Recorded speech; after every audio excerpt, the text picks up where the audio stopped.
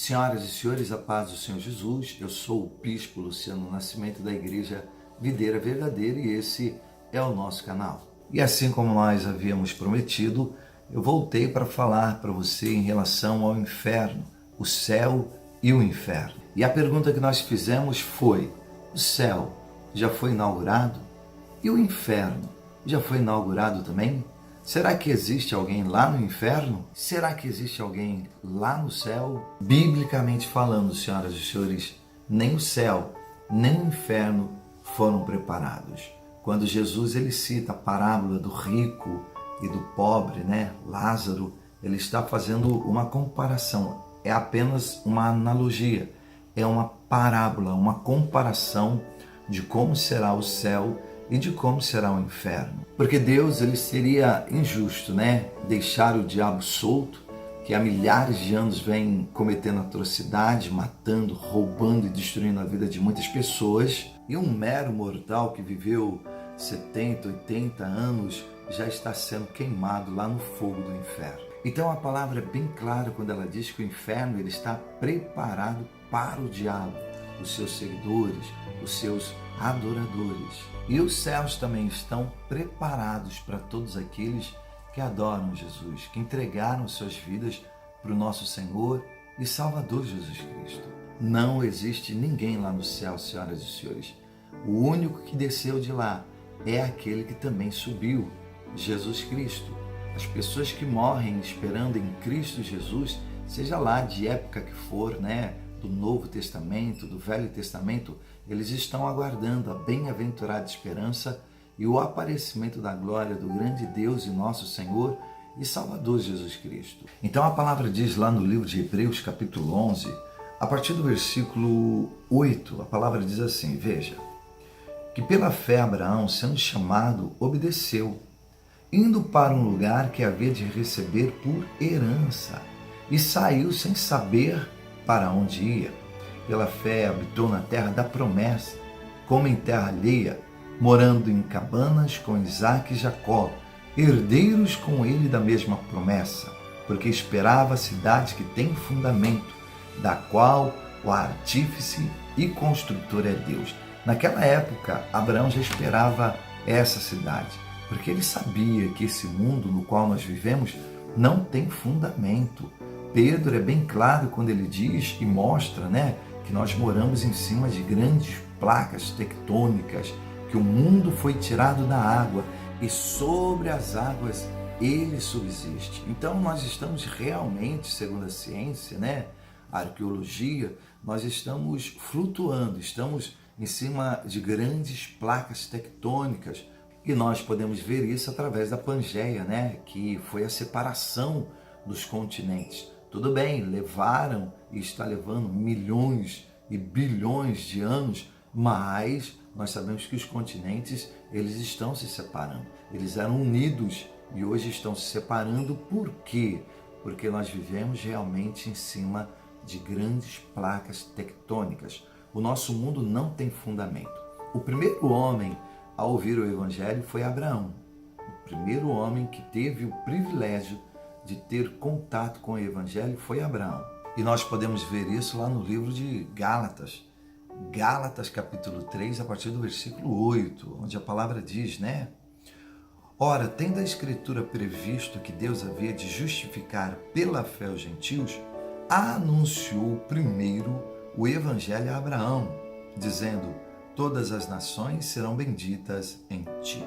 Então Abraão foi o primeiro homem a ouvir o Evangelho, a acreditar no reino dos céus. Por isso que Abraão é pai na fé, porque fé é certeza daquilo que se espera, convicções de fatos que não se vê. Abraão, mesmo sem ter visto a terra prometida, sem ter visto o reino dos céus, essa cidade que tem fundamento, ele acreditou nela. Ele acreditou de tal maneira, senhoras e senhores, que ele saiu peregrinando com seus filhos em busca dessa cidade. Ele achava que essa cidade seria aqui. Então ele largou tudo, abandonou tudo, parente, famílias, irmão, e foi atrás dessa terra, dessa cidade que tem fundamento, no qual artífice e construtor é Deus. A única coisa que Abraão não fez foi realmente escrever o Evangelho, mas ele ouviu o Evangelho, as mais doces palavras do nosso Deus. Ele conseguiu ouvir. Foi ministrado em primeiro lugar para ele. Então, voltando aqui no livro de Hebreus, capítulo 11, a partir do versículo 13, a palavra diz que todos aqueles homens morreram na fé, sem terem recebido as promessas, mas vendo-as de longe e crendo nelas e abraçando-as, confessaram que eram estrangeiros e peregrinos na terra. Então, eles morreram sem ter alcançado essa promessa, a promessa dessa cidade. Agora, uma coisa interessante é que lá no livro de Hebreus, capítulo 11, versículo 39, conclui aquilo que eu estou dizendo para você. E todos aqueles homens, tendo tido testemunho pela fé, não alcançaram a promessa, ou seja, eles não alcançaram a salvação, a vida eterna. Provendo Deus alguma coisa melhor a nosso respeito, para que eles, sem nós, não fossem aperfeiçoados. Então, o que isso significa? Significa que eles estão nos esperando. É por esse motivo que não existe ninguém lá no céu. Abraão morreu e ele não foi para o céu. Isaac, Jacó e todos aqueles grandes heróis do Velho Testamento, eles morreram, senhoras e senhores, e eles estão repousando, eles estão descansando, eles estão esperando por nós, para que no dia que Cristo Jesus voltar na sua glória, com os anjos do seu poder, com alarido de trombeta, estrondando tudo, estremecendo os quatro cantos dessa terra, eles venham ressuscitar. E quando eles ressuscitarem, se nós estivermos mortos, nós iremos ressuscitar com eles. Se nós estivermos vivos, a Bíblia diz que nós seremos transformados e juntamente com eles seremos levados para o céu, para encontrar o nosso Senhor e Salvador Jesus Cristo nas nuvens. Aí eu pergunto para você, Deus ele faz acepção de pessoas? Deus ele não faz acepção de pessoas, ou seja, existem algumas pessoas lá no céu e outras pessoas aqui na terra, outras pessoas mortas no sepulcro ainda? Não, não existe isso. Deus, ele nos vê, senhoras e senhores, como filhos. Ele não faz acepção de pessoas. Ah, bispo, e quando ele diz para aquele ladrão que está na cruz juntamente com ele, ainda hoje estarás comigo no paraíso. Mas como Jesus prometeu a ele que ele estaria com Jesus no paraíso, então eu tenho certeza que aquele homem, ele morreu salvo. Não por ter se arrependido naquele último instante, porque também não existe arrependimento no último instante. Eu vou fazer um vídeo para você, tá? E vou postar aqui muito em breve, para você não ser enganado. Conhecereis a verdade e a verdade vos libertará. E eu torno a repetir para todos vocês, não existe salvação na última hora. Ah, falta 5 minutos para a pessoa morrer. Ela aceitou Jesus, ela está salva? Ela não está salva. Pode procurar esse vídeo aí que você vai encontrar. Procure esse meu vídeo aí que eu falo que não existe salvação na última hora. E eu tenho certeza que você vai ficar impactado. E você terá mil motivos para começar a buscar Jesus em tempo oportuno. Porque ele sempre chama o homem, senhoras e senhores, bem antes da morte chegar. Então, procure esse vídeo aí. Eu tenho certeza que você vai encontrar, tá bom? E com isso também, senhoras e senhores, nós quebramos aquela tese de que Maria, Mãe de Deus, está lá no céu intercedendo por nós. E ratificamos aqui para você que o único intercessor entre Deus e os homens se chama Jesus Cristo. O livro de 1 Timóteo, capítulo 2, a partir do versículo 3, Paulo diz assim a Timóteo: porque isto é bom e agradável diante de Deus, nosso Salvador, que quer que todos os homens se salvem e venham ao conhecimento da verdade. Porque há um só Deus e um só mediador entre Deus e os homens, Jesus Cristo, homem, o qual se deu a si mesmo em preço de redenção por todos, para servir de testemunho a seu tempo. Então, o único intercessor entre nós se chama Jesus Cristo, homem. Aí você me pergunta, bispo, mas por que Maria não pode interceder por nós? Porque Maria, como todos os grandes outros heróis do passado, ela morreu também. Ela morreu e ela está morta.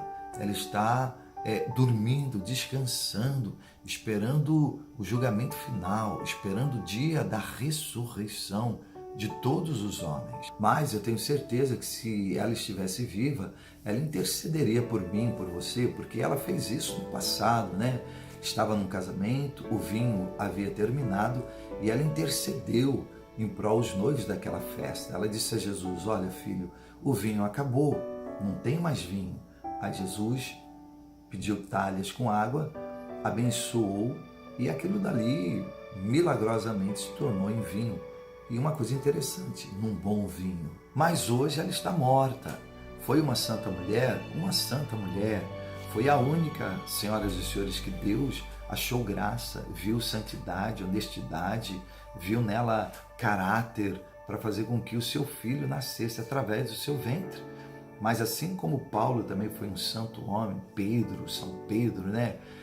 Tiago, São Tiago, assim como queira interpretar, assim como esses homens foram santos também e estão descansando, dormindo, ela também está descansando, ela também está dormindo. Então hoje os homens, as religiões, elas criam muitas fantasias, né? Ah, fulano morreu, já está lá no céu. Bertano morreu, está no céu. Não, não existe ninguém ainda lá no céu. O único que está lá, sentado à destra de Deus Pai, é o Senhor Jesus e os anjos do seu poder. Nós, meros terraquianos, meros mortais, estamos esperando o dia da ressurreição para que nós possamos subir, juntamente com todos os grandes heróis do Velho Testamento. Ah, bispo, mas Enoque foi transladado, Elias foi levado numa carruagem de fogo, Moisés desapareceu. Pois é, Moisés desapareceu e foram encontrar o corpo de Moisés nas mãos do diabo, de Satanás. Você já leu isso lá no livro de Judas? Ainda não, né? Eu vou voltar para mostrar isso para você, que o corpo de Moisés estava nas mãos de Satanás. O arcanjo Miguel teve que vir contender com o diabo para tomar novamente o corpo de Moisés das mãos de Satanás. Bispo, mas no Monte da Transfiguração apareceu Elias, apareceu Moisés. Pois é, ali foi uma transfiguração. Uma transfiguração. Assim como Jesus falava em parábolas, ali foi somente uma imagem que foi projetada para que os apóstolos entendessem que Cristo estava ali. Tanto que se ouviu uma voz no céu dizendo, né? Este é o meu filho amado, a ele ouvir. E por quê? Porque os apóstolos também ainda tinham uma paranoia de ficarem ovacionando Moisés, ovacionando Elias. Aliás, né, quando Jesus chega na cidade do Samaritano e ele é impedido de entrar naquela cidade, um dos seus apóstolos diz para ele: Senhor, quer que façamos como Elias fez? Quer que oremos e pedimos que desça fogo do céu e consuma essa cidade, consuma todos esses samaritanos? Aí Jesus olha para eles e diz: vocês não sabem de que espírito sois. O Filho de Deus não veio destruir as almas dos homens, mas ele veio salvar todos os homens. Toda a lição do Velho Testamento com a lição do Novo Testamento. Porque, aliás, Jesus declara, né? Novo mandamento vos dou. A palavra mostra claramente que a lei e os profetas duraram até Jesus. Depois disso, é anunciado o reino dos céus. E eu fico impactado como as pessoas aceitam Jesus, se batizam para Jesus e continuam vivendo o Velho Testamento, continuam vivendo a lei, continuam vivendo o Monte Sinai, fazendo holocaustos, sacrifícios, orações e deixam de viver o novo, senhoras e senhores. Hoje nós estamos vivendo em novidade de vida. Nós estamos buscando a cidade que tem fundamento, no qual o artífice e construtor é Deus. Estamos como Abraão, mas os homens continuam buscando as coisas que são desse mundo, assim como os homens do Velho Testamento. Os homens do Velho Testamento só buscavam as coisas terrenas, lutavam, guerreavam, se destruíam, se degladiavam por causa de um pedaço de terra, por causa do ouro, da prata, das pedras preciosas deste mundo. Aí Jesus já chega e quebra tudo isso, né? Dizendo que nós não devemos amar o mundo e nem o que nele há. E não devemos também ajuntar tesouros aqui neste mundo, né? Onde a ferrugem corrói, os ladrões minam e roubam, mas ele pede para que nós venhamos amontoar um tesouro lá no céu para nós. E para concluir aqui, senhoras e senhores, por hoje, né? lá no livro do Apocalipse, capítulo 6, a partir do versículo 9, veja que coisa interessante. E havendo aberto o quinto selo, vi debaixo do altar as almas dos que foram mortos por amor da palavra de Deus e por amor do testemunho que deram. Então elas estavam aonde? Debaixo do altar de Deus. As almas de todos os homens que morreram no passado, decapitados, apedrejados, queimados nas fogueiras, devorados pelos leões, eles estavam embaixo do altar de Deus. Não havia nenhum lá em cima no céu. Estavam guardados, repousando embaixo do altar de Deus. E eles clamavam com grande voz, dizendo: até quando, ó verdadeiro e santo dominador, não vingas e julgas o nosso sangue dos que habitam sobre a terra? E a cada um foi dado compridas vestes brancas, e foi-lhes dito que repousasse ainda um pouco de tempo, até que também se completasse o número de seus conservos e seus irmãos, que haviam de ser mortos como eles foram. Então pediram para que eles repousassem mais um pouco. Olha, espera mais um pouquinho, tome essas vestes brancas, porque vocês já estão lavados no sangue de Jesus Cristo. Aguarde mais um pouquinho, até que se complete o número dos escolhidos. Aí quando o número dos escolhidos, dos salvos, se completarem, Jesus volta, eles ressuscitam e todos nós subiremos para a glória, para sempre, e eternamente estarmos do lado do nosso Senhor e Salvador Jesus Cristo, tá bom? Eu quero que você se inscreva no nosso canal, deixe o seu like aí se você tiver gostado e fique atento, porque eu vou voltar dando continuidade a essa pregação falando a respeito do inferno. Hoje nós, por cima, por alto, assim falamos e tentamos mostrar para você que o céu ainda não foi inaugurado, ele está preparado para nós. Já está tudo preparado, Jesus declara, tá bom? E eu vou mostrar também dentro da palavra que o inferno, ele não foi inaugurado. Fique atento, ligue o sininho, porque quando eu colocar este vídeo, você vai receber uma notificação. Deus abençoe, fique na paz do Senhor Jesus.